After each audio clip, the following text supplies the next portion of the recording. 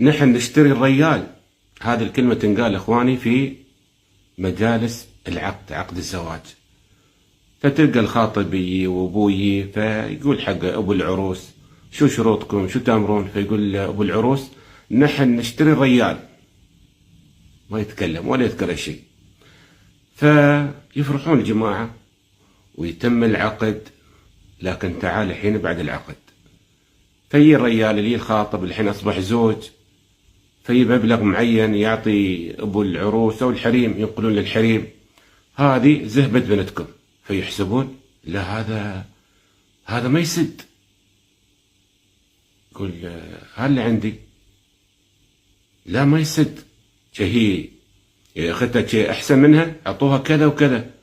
فيقول له مو بنت اللي قلت نحن نشتري الريال، وتمر ويمشيها الريال.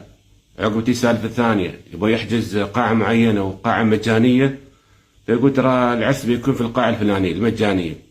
فيقول منو يقول اختها اللي قبلها عرست في قاعة 5 ستار وهي مو بأقل منها.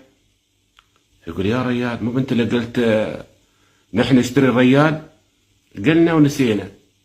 وعلى هذا المنوال اذا انت قد الكلمة هذه قولها، مو بقدها يا اخوان كونوا واضحين حتى ما تقع خلافات. تختلفون الان وكل واحد يروح الى سبيله، ولا انه يتم الزواج والعقد عقب طلاق، عقب يذكرونك مو انت اللي قلت نحن نشتري الريال.